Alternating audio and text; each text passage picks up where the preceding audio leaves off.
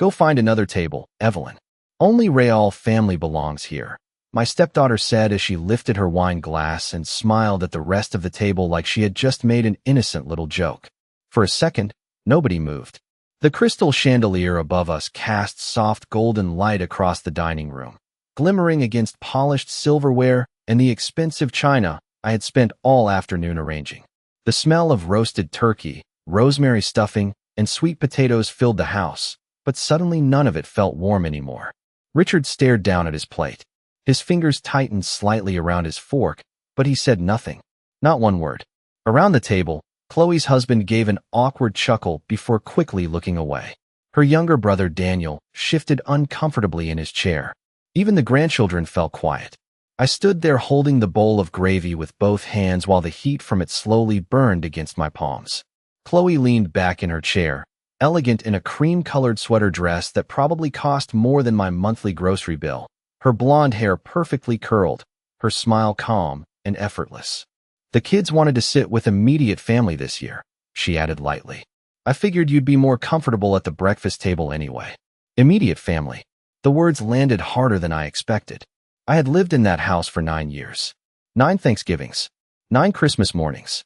9 summers helping decorate birthday cakes and wrapping tiny presents for children who used to run into my arms the moment I walked through the door. Yet somehow, after all that time, I was still being treated like an unwanted guest who had overstayed her welcome. I looked toward the smaller table near the kitchen entrance. 1 plate, 1 glass, 1 folded napkin. They had planned it ahead of time. That was the part that hurt most. Someone had carefully prepared a separate place for me before I ever arrived downstairs. I felt Richard glance at me briefly, but when I met his eyes, he looked away again. That silence told me more than words ever could. Of course, I said softly. My voice sounded calmer than I felt. I wouldn't want to make anyone uncomfortable. Chloe smiled wider, relieved I hadn't caused a scene. Thank you for understanding, she said. Understanding. Such a polite word for humiliation. I carried my plate and the bowl of gravy toward the little breakfast table beside the kitchen. The hardwood floor creaked gently beneath my heels, while conversation slowly restarted behind me. At first it was hesitant, then louder. Laughter returned. Glasses clinked together. Someone complimented the mashed potatoes. Life continued as if I had simply volunteered to eat alone. I sat down carefully and unfolded my napkin onto my lap. From where I sat, I could still see the edge of the dining room through the doorway. The family portrait above the fireplace caught my attention immediately. Last Christmas, we had all taken that photo together outside in the snow. Richard stood beside me with his arm around my waist while the grandchildren laughed because the wind kept blowing Chloe's hat sideways. I remembered how happy Richard looked that afternoon. But now something was different. I narrowed my eyes slightly. My picture was gone. The frame had been rearranged. Chloe had replaced the original photograph with a cropped version that no longer included me. My chest tightened so suddenly I had to set down my fork. I stared at the photograph for several long seconds while voices echoed from the dining room. No one mentioned it. Either they hadn't noticed, or they had decided pretending not to notice was easier. I took a slow sip of water and forced myself to keep breathing normally. Outside the kitchen window, snow drifted softly across the backyard. The maple trees were bare now, their branches dark against the pale Connecticut sky. Everything looked still, peaceful. But inside that house, something cold had been growing for years, quietly spreading through every family dinner, every holiday gathering, every carefully worded insult disguised as politeness. Chloe had never screamed at me. She never needed to.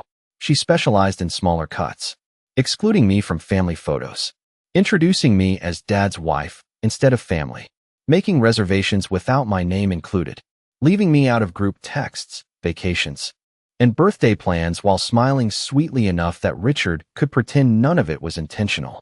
And every single time, I had chosen silence because I loved my husband more than I loved my pride.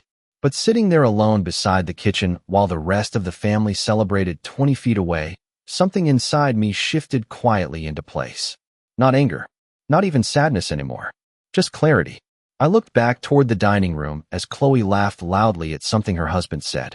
Then she reached for Richard's hand like she was comforting him, as if I were the difficult one, as if I were the outsider disrupting their perfect little family. Daniel glanced toward me again, guilt written all over his face. but he quickly looked down when Chloe noticed him staring. I picked up my fork again and took a bite of turkey that suddenly tasted dry and cold. Then I noticed something else near the fireplace. A stack of blue folders sitting beside Richard's leather briefcase. Legal folders. Thick ones. Chloe followed my gaze for half a second before calmly sliding them farther beneath the side table with her foot. And in that exact moment, I realized this dinner had never really been about seating arrangements at all. I stayed at the small breakfast table long after everyone else had moved on to dessert. The pumpkin pie Chloe ordered from that expensive bakery downtown sat in the center of the dining room, while laughter drifted through the house in soft waves. Every now and then, I heard Richard's voice mixed into the conversation, quieter than usual, but still present enough to remind me that he had chosen his side simply by remaining seated at that table. I folded my hands in my lap and stared down at the untouched slice of pie in front of me. The whipped cream had already started melting against the plate. Nobody had asked if I wanted coffee. Nobody had noticed I had stopped eating altogether. Outside, snow continued falling steadily across the backyard, covering the stone pathway Richard and I once spent an entire spring restoring together. I remembered kneeling beside him in gardening gloves while he complained about his back hurting after 20 minutes. He had laughed when I told him he was getting old. Back then, the house had still felt warm. Not because of the fireplaces or the expensive heating system, but because Richard used to make me feel wanted there. When we first married, he insisted I redecorate the downstairs living room because he said the house deserved to reflect both of us. We spent weekends driving through antique stores across Connecticut searching for furniture together. He bought me the pale blue reading chair near the library window because he noticed I always curled up there with tea on rainy afternoons. For a long time, I truly believed I had found a second chance at happiness after losing my first husband. Richard understood grief in ways most people never could. His wife Margaret had passed away from cancer 6 years before we met, and by the time our paths crossed at a charity event in New Haven, loneliness had settled into both our lives so deeply that neither of us knew how quiet we had become until we started speaking to each other again. Chloe hated me almost immediately. She never said it directly at first. She was too polished for that. Instead, she smiled through clenched teeth whenever someone referred to me as part of the family. During our first Christmas together, she handed me a stocking with my name spelled wrong, even though we had known each other for nearly a year. Another time, she mailed family vacation photos to everyone except me, then claimed the post office probably lost my copy. Small things. Tiny little accidents that always sounded harmless when explained out loud. Richard noticed some of it in the beginning. I remember him apologizing after Chloe introduced me to one of her friends as the woman Dad married. He held my hand that night in bed and promised things would improve with time. She just misses her mother, he whispered softly against my hair. Do not take it personally. So I waited. I stayed patient through every awkward dinner and every carefully orchestrated exclusion because I loved him enough to believe peace was still possible. But over the years, Chloe's behavior changed from subtle to deliberate. She began controlling holidays, rearranging rooms, making decisions about the house without consulting either of us. Last Easter, I discovered she had converted my reading room into a playroom for the grandchildren while Richard and I were visiting friends in Vermont for the weekend. My books had been boxed up and stacked in the basement beside old Christmas decorations. Chloe smiled sweetly afterward and said she thought I would not mind sharing the space. Richard never argued with her anymore. He simply rubbed the bridge of his nose and asked everyone to calm down whenever tension appeared. Somewhere along the way, silence became easier for him than defending me. A burst of laughter pulled me back into the present. Daniel stood up from the dining table, carrying 2 coffee mugs. He hesitated near the kitchen before walking quietly toward me. I thought you might want some fresh coffee, he said carefully, setting one mug beside my plate. I looked up at him, surprised. Thank you, Daniel. He glanced back toward the dining room to make sure Chloe was distracted before lowering his voice. Evelyn, he said slowly, I think there is something you need to know about those blue folders. Daniel remained standing beside the breakfast table for a moment, his fingers wrapped tightly around his coffee mug like he was unsure whether he should continue speaking at all. Behind him, the dining room glowed with warm light and expensive candles, while Chloe's voice floated easily through the house, calm and confident as ever. I looked up at him carefully. What about the folders? I asked quietly. Daniel glanced toward the doorway again before pulling out the chair across from me and sitting down. I was not supposed to overhear anything, he said under his breath. But Chloe has been talking about those documents for weeks. My stomach tightened slightly. What kind of documents? He hesitated long enough to make me nervous. Trust papers, property paperwork, things involving the house. I kept my face calm even though my pulse had begun beating harder against my ribs. In the dining room, someone turned on soft jazz music. The sound drifted faintly through the hallway while snow continued falling outside the kitchen. Windows. Everything looked peaceful. That was the strange thing about betrayal. Sometimes it unfolded beneath soft lighting and holiday decorations, while everyone smiled politely over dessert. Daniel leaned closer.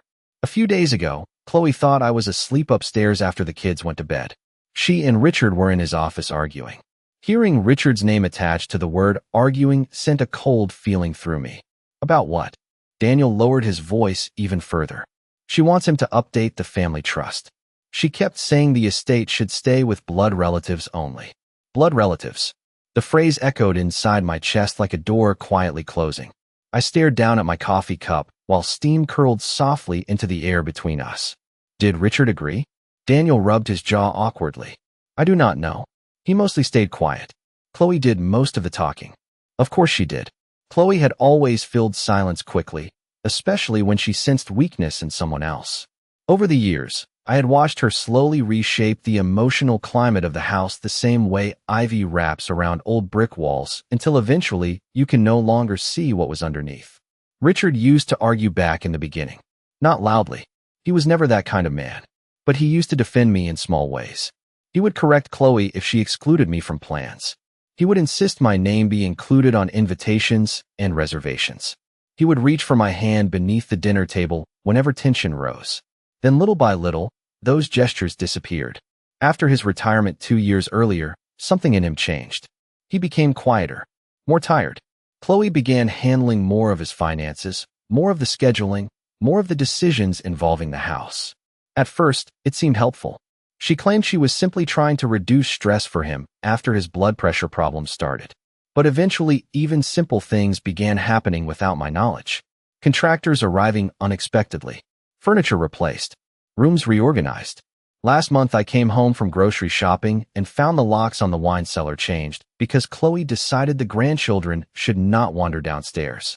Unattended. Nobody had bothered giving me the new code. Evelyn. Daniel's voice pulled me back again.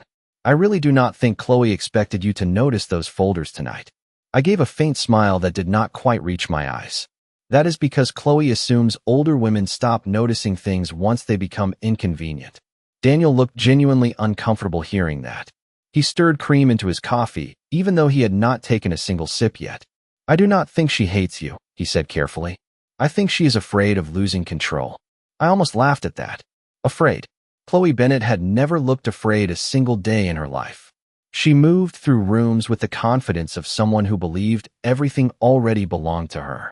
But as I sat there replaying the evening in my mind, I suddenly remembered the exact expression on her face when she noticed me looking toward those blue folders. It lasted less than a second, barely noticeable. Yet underneath her polished smile, I had seen it clearly. Not confidence, panic. And for the first time all evening, I realized Chloe might not be nearly as certain about her position in this family as she pretended to be. The dinner finally ended a little after 9 o'clock. Plates clattered softly in the kitchen while leftover containers filled the counters one by one. Chloe moved through the house, directing everyone with the calm efficiency of someone who already considered herself the owner of everything around her. She wrapped slices of pie for the grandchildren, reminded her husband about the coats upstairs, and casually instructed Richard to call the heating company on Monday because she thought the upstairs guest rooms felt too cold. Not once did she ask my opinion, even though I had spent nearly a decade helping maintain that house beside him. I stood quietly near the sink rinsing coffee cups while conversation drifted in and out around me. Daniel had disappeared upstairs to help the children gather their things, leaving me alone with my thoughts again. Every word he shared kept circling in my head. Blood relatives only. The phrase felt heavier now. Not just cruel, but strategic. I dried my hands carefully with a kitchen towel and glanced toward the hallway leading to Richard's office. The door remained slightly open. Warm light spilled across the hardwood floor beneath it. Chloe noticed me looking almost immediately. "Richard is exhausted tonight," she said casually while sealing leftover stuffing into a glass container. "He really should not be dealing with paperwork this late." I turned toward her slowly. "I did not realize anyone asked for your permission." Her smile tightened for half a second before returning. "I am just trying to help him reduce stress." Stress. Another one of Chloe's favorite words. She used it whenever she wanted control over something that did not belong to her. I had heard it for years. Richard should not travel because stress was bad for his heart. Richard should not host too many guests because stress affected his sleep. Richard should let Chloe manage financial appointments because paperwork stressed him out. Little by little, she positioned herself between Richard and every important decision in his life until eventually even simple conversations felt supervised. I remembered the first summer after Richard retired. We had planned a 2-week road trip through Maine together. He was excited about it for months. He bought guidebooks, marked restaurants he wanted to try, even rented a small cabin overlooking the water near Bar Harbor. Then, 3 days before the trip, Chloe convinced him it was irresponsible to travel during hurricane season. She offered to keep him company at home instead. Richard canceled the reservation that same night while avoiding my eyes across the dinner table. "Maybe next year," he said softly. Next year never came. My chest tightened at the memory, not because of the vacation itself, but because I finally understood how many moments Chloe had quietly stolen from us over the years while disguising it as concern. The grandchildren rushed downstairs then, bundled in winter coats and scarves. 7-year-old Emma stopped beside me and hugged my waist quickly before Chloe called her toward the front door. "Say goodbye to Grandpa," Chloe reminded sharply. "Not Evelyn. Not both of us. Just Grandpa." Emma waved, politely in my direction anyway, before hurrying outside. The front door opened, letting in a blast of cold Connecticut air along with the sound of tires crunching softly over fresh snow. One by one, everyone left. More kisses. More polite holiday smiles. More promises to visit again soon. Chloe lingered near the doorway last. She adjusted her gloves slowly while studying me with those pale blue eyes that never revealed very much. "I hope you did not take the seating arrangement personally tonight," she said in a gentle voice that sounded rehearsed. "The children are trying to understand family traditions." I looked at her quietly for several seconds. Up close, she smelled faintly of expensive perfume and cinnamon candles. Perfect. Polished. Untouchable. "Family traditions," I repeated softly. "Is that what we are calling humiliation now?" Her expression barely shifted. "You are being dramatic." Then she smiled again and stepped outside into the snow before I could answer. Through the front window, I watched her slide into the driver's seat while Richard stood frozen beside the fireplace behind me, silent as always. The headlights disappeared down the long driveway a moment later, leaving the house strangely quiet at last. Richard loosened his tie slowly without looking at me. "Chloe means well," he murmured tiredly. I stared at him in disbelief, so sharp it almost felt unreal. After everything that happened tonight, that was the sentence he chose. Means well. I looked toward the hallway again where the blue folders still rested partially hidden beneath the side table beside his office door. And for the first time since marrying Richard Carter, I seriously began wondering whether my husband had been protecting me at all. Richard stayed near the fireplace long after the house went quiet. The only sounds left were the faint hum of the refrigerator and the wind brushing softly against the windows. I gathered empty coffee cups from the dining room table one by one while he loosened his tie and avoided looking directly at me. The chandelier still glowed overhead, reflecting against half-empty wine glasses and crumpled linen napkins. Everything looked strangely untouched for a dinner that had changed something fundamental inside me. "You are upset," Richard finally said in a tired voice. I carried another plate toward the kitchen sink before answering. "Do you blame me?" He sighed heavily and rubbed his forehead. "Chloe was insensitive tonight. I will talk to her." I almost laughed at that. Talk to her. Those same words had followed nearly every painful moment over the last 9 years. Yet nothing ever changed afterward. Chloe always apologized in the same careful way, just believable enough to make Richard uncomfortable questioning her intentions. Then 2 weeks later, something else would happen. Another exclusion. Another comment disguised as concern.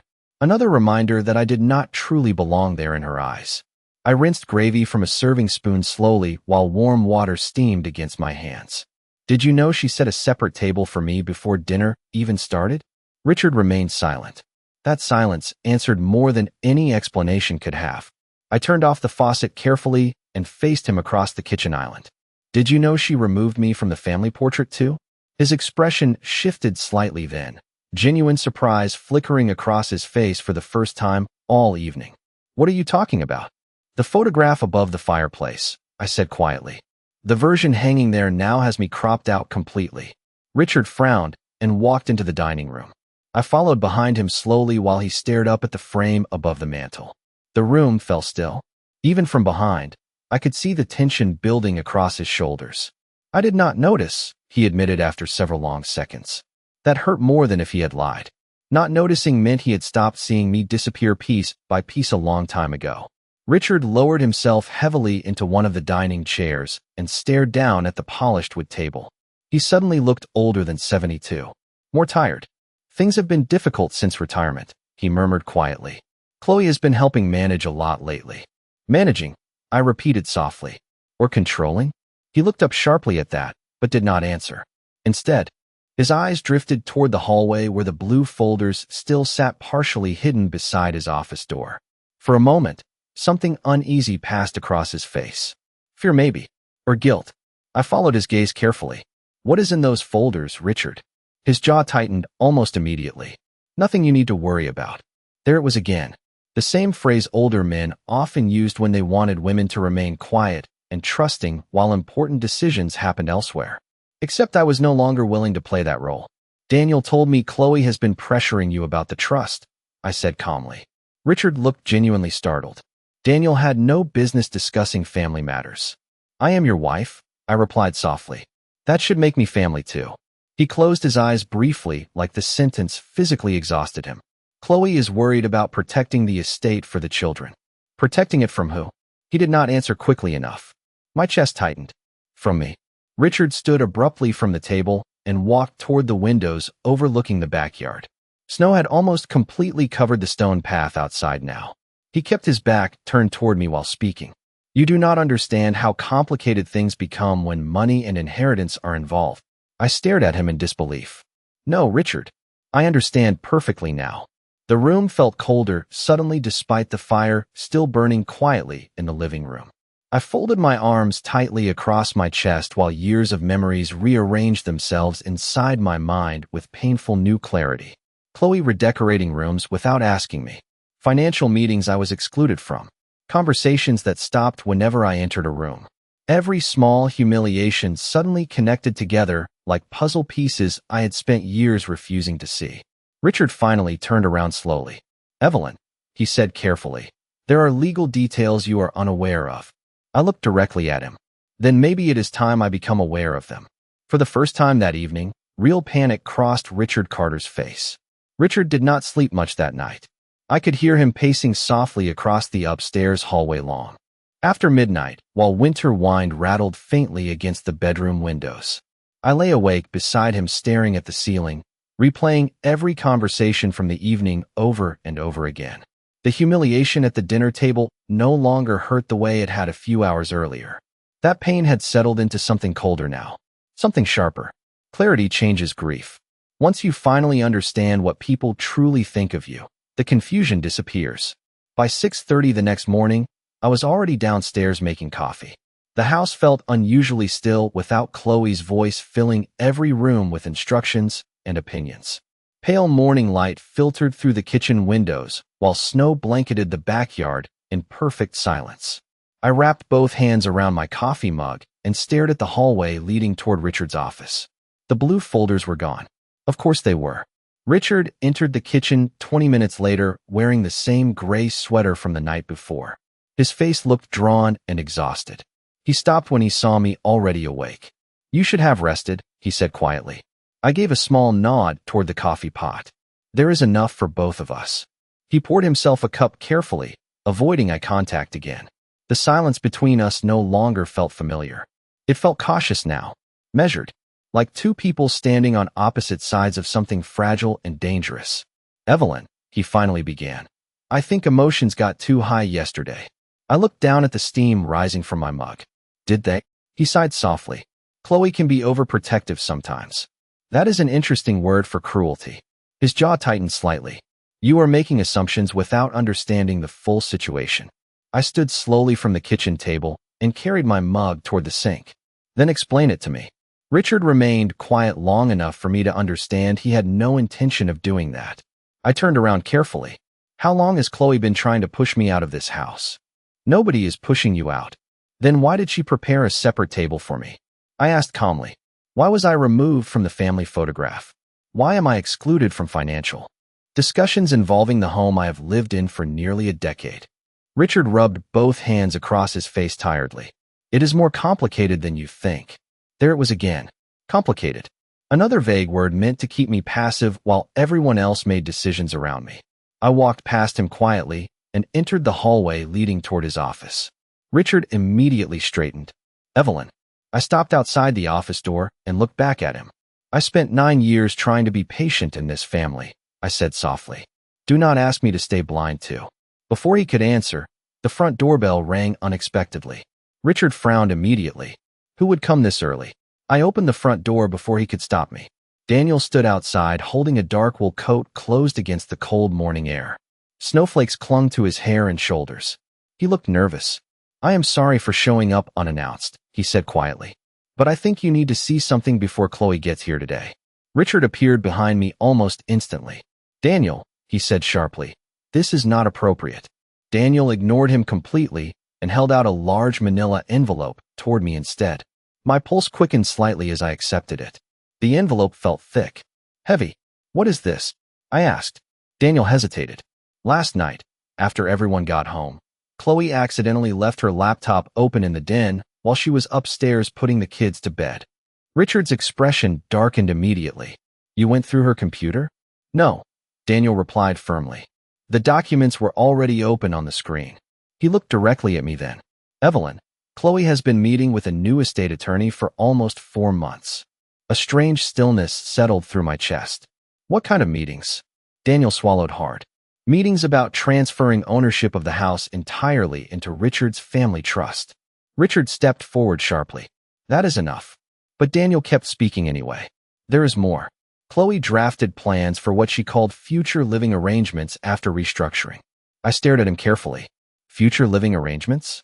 Daniel looked genuinely sick saying the words out loud. A senior community in Hartford. She already printed brochures. The world did not tilt the way people often describe moments like that. Everything became clearer instead. Quieter. I slowly lowered my eyes toward the manila envelope still resting in my hands while Richard stood frozen behind me in complete silence. Then, for the very first time since marrying him, I realized my husband had never been the one truly in control of this family at all. I did not open the manila envelope right away. Instead, I carried it silently into the kitchen while Richard and Daniel remained frozen near the front door behind me. My hands felt strangely steady as I placed the envelope beside the coffee maker and stared at it for several seconds. Outside, the snow had finally stopped falling.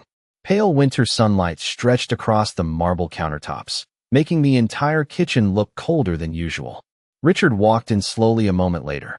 Evelyn, he began carefully. You should not listen to half-understood conversations and stolen paperwork. I looked at him calmly, then explained the full truth. He opened his mouth, then closed it again. That silence told me everything I needed to know. Daniel remained near the doorway, visibly uncomfortable. I should probably go, he murmured quietly. I shook my head. No, stay. Richard looked exhausted suddenly, older than I had ever seen him. This situation got out of hand, he admitted softly. Chloe worries about stability for the children. Children do not usually require estate lawyers and senior living brochures to feel stable, I replied. Richard flinched slightly at that. I finally opened the envelope. Inside were printed email chains, draft legal documents, and handwritten notes clipped neatly together. I sat down at the kitchen table while the two men stood nearby in complete silence. The first page carried the letterhead of a law office in Stamford. Beneath it sat a title that immediately tightened my chest. Proposed Trust Restructuring Plan. I continued reading slowly. Sentences blurred together at first. Discussions about property transfers, beneficiary adjustments, asset protections. Then one line stopped. Me cold. Primary residence occupancy transition following relocation of spouse. Relocation of spouse. Not wife. Not Evelyn. Just spouse. A temporary obstacle being moved from one location to another. I looked up slowly at Richard. She was planning my removal from this house, like a furniture delivery schedule. That is not fair, he said quickly. Nobody was forcing you anywhere. I lowered my eyes toward another page. There, clipped beside financial documents, sat 3 brochures from luxury senior communities in Hartford County. One had yellow highlighter across the phrase, all-inclusive assisted living options.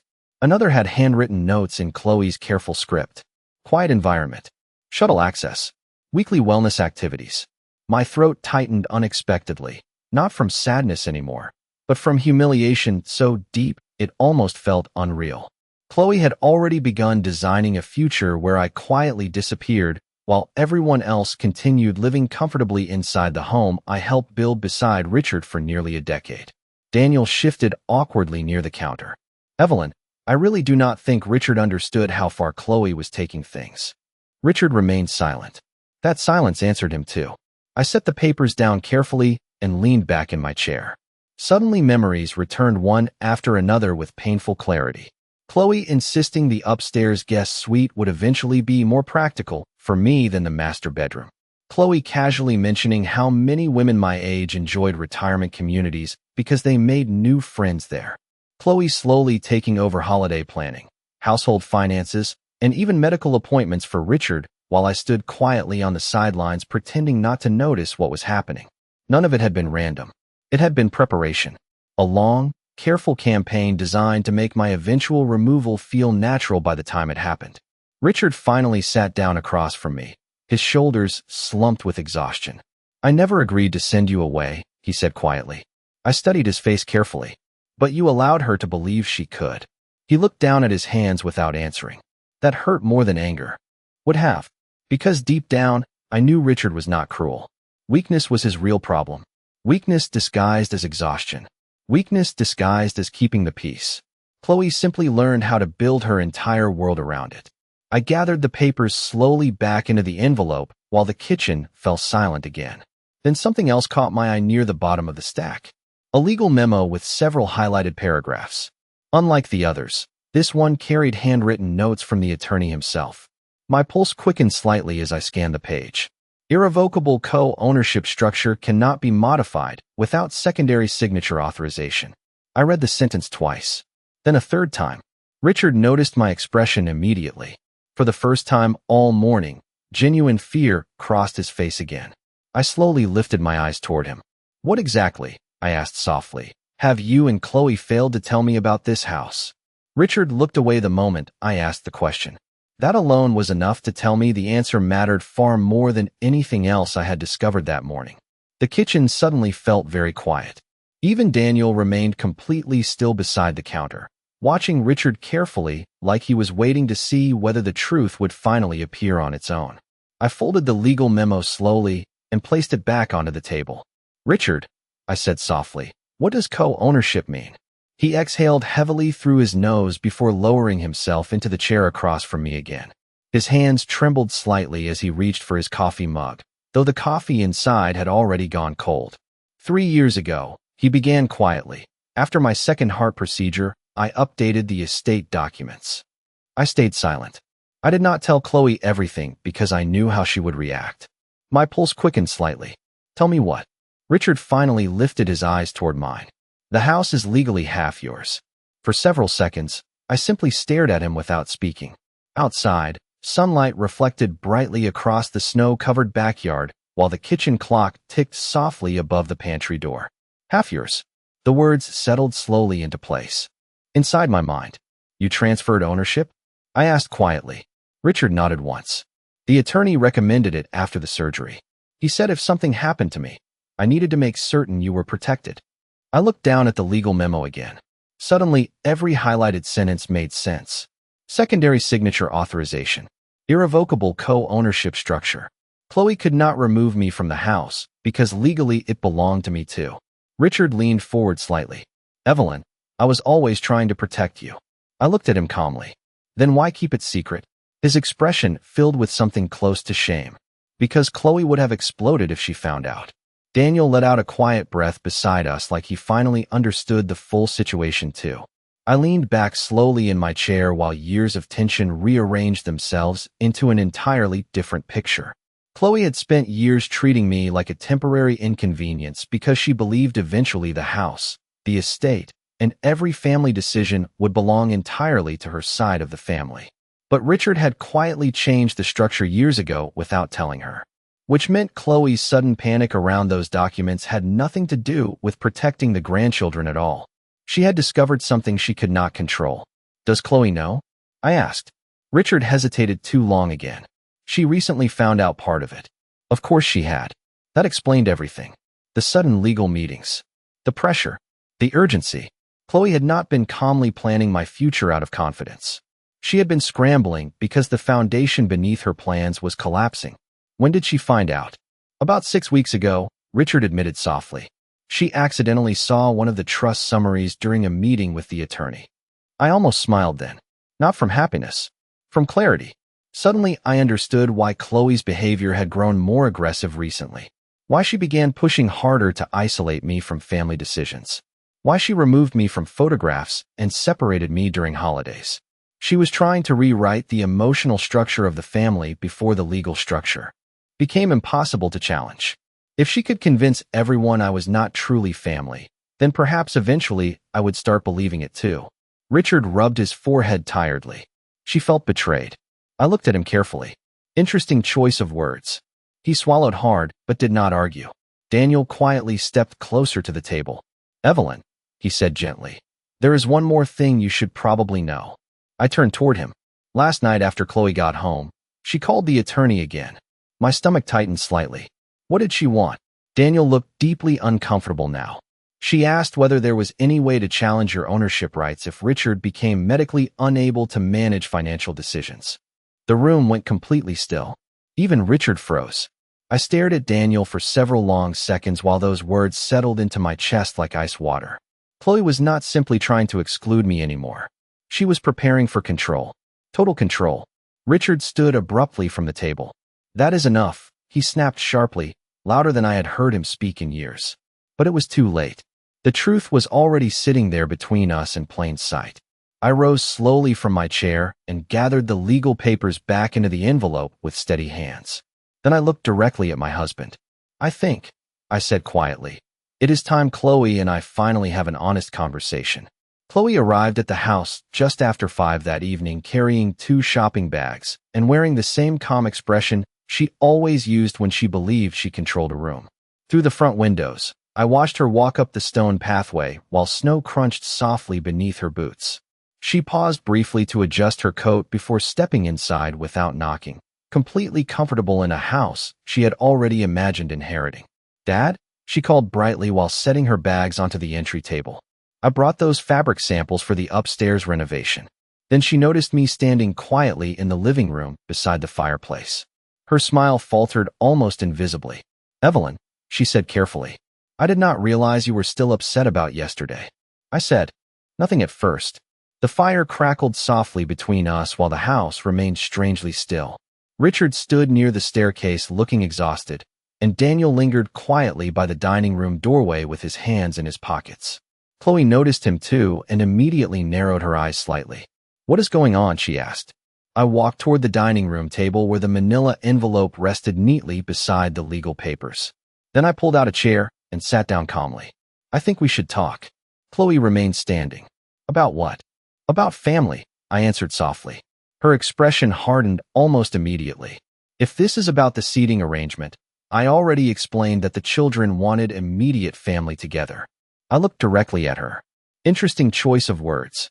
Richard shifted uncomfortably behind us while Chloe crossed her arms tightly. I was trying to protect traditions, she said defensively.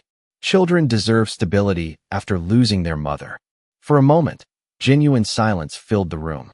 Then I nodded slowly. You are right, I said quietly. Children do deserve stability. Chloe blinked, clearly surprised I had not argued. I reached into the envelope and removed the highlighted trust documents 1 page at a time, which is probably why Richard made certain this home would remain legally protected years ago. Chloe's entire posture changed. Just slightly. But enough. I slid the papers gently across the table toward her.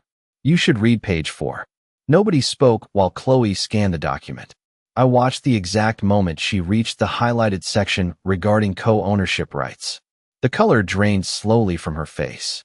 What is this? She whispered. Richard finally stepped forward. 3 years ago, after my surgery, I transferred half ownership of the property to Evelyn. Chloe looked up at him in complete disbelief. You what? The attorney recommended it, Richard said quietly. I wanted to make sure she was secure no matter what happened. Chloe stared back down at the paperwork again, like the words might somehow rearrange themselves if she looked long enough. No, she murmured.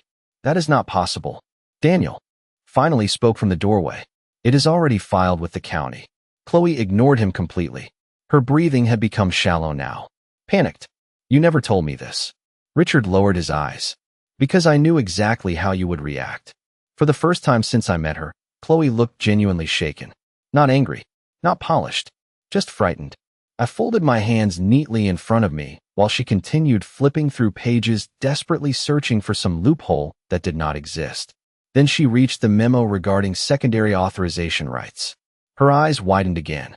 She can block changes to the trust? Richard nodded once. Any major property decisions require Evelyn's approval too.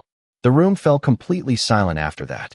Outside, evening snow reflected pale blue light through the dining room windows, while the fire continued burning quietly behind us. Chloe slowly lowered the papers onto the table with trembling fingers. I was trying to protect this family, she whispered weakly. I looked at her calmly for several long seconds before answering. Real families do not isolate people at holiday dinners. Chloe looked down without speaking. Real families do not remove women from photographs while planning where to relocate them. Richard closed his eyes briefly while Daniel stared at the floor. I stood up slowly from the table and smoothed the sleeves of my sweater. The anger I expected to feel never came. Only clarity. You spent years trying to convince me I did not belong here, I said softly.